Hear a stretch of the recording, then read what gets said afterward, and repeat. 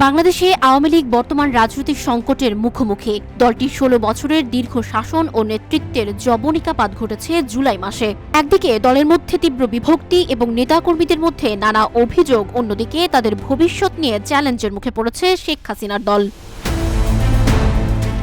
এ বিষয়ে আল জাজিরার একটি প্রতিবেদনে বলা হয়েছে, আওয়ামী লীগের নেতারা পেছনে ফিরে না তাকানোর মানসিকতা নিয়ে চলছেন। ৭৫ বছর বয়সী দলটির অনেক নেতা মনে করেন যে দলীয় ভুলগুলো চিহ্নিত করা দরকার, তবে অনেকেই তা করতে অনিচ্ছুক। এতে দলের নেতাদের মধ্যে এক ধরনের বিচ্ছিন্নতা তৈরি হয়েছে।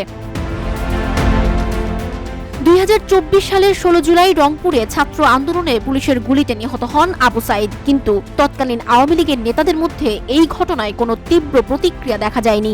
দলের কেন্দ্রীয় নেতারা তেমন কোনো উদ্বেগ প্রকাশ না করায় বিক্ষোভ আরও তীব্র হয়ে ওঠে এবং শেষ পর্যন্ত গণ অভ্যুত্থান ঘটে। এই আন্দোলন মোকাবিলায় সরকার কার্যকর পদক্ষেপ নিতে ব্যর্থ হয়, যাতে ৮৩৪ জনের মৃত্যু এবং ২০,০০০-এর বেশি আহত হওয়ার মতো ভয়াবহ পরিণতি ডেকে আনে।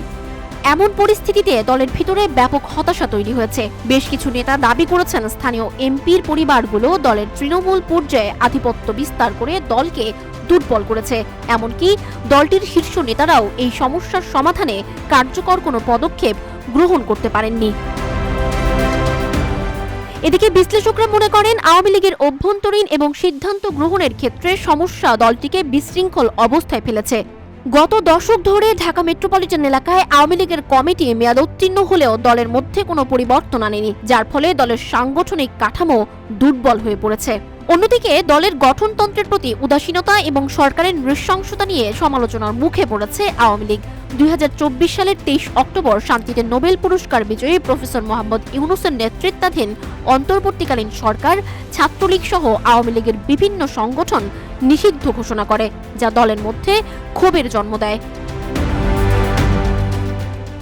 এছাড়া সাবেক স্বরাষ্ট্র প্রতিমন্ত্রী তানজিম আহমেদ সোহেল তাজের মতে, আওয়ামী লীগকে জনগণের কাছে ক্ষমা চাইতে হবে এবং বর্তমান দুর্নীতি ও অবিচারের জন্য দোষী সাব্যস্ত ব্যক্তিদের শাস্তি নিশ্চিত করতে হবে।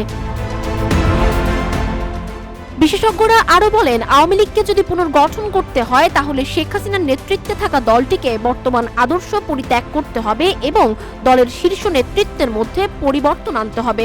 এমনকি তারা ধারণা করছেন, শেখ হাসিনার পরিবারের সদস্যদের নেতৃত্বে থাকলে আওয়ামী লীগের পুনরুত্থান সম্ভব হবে না।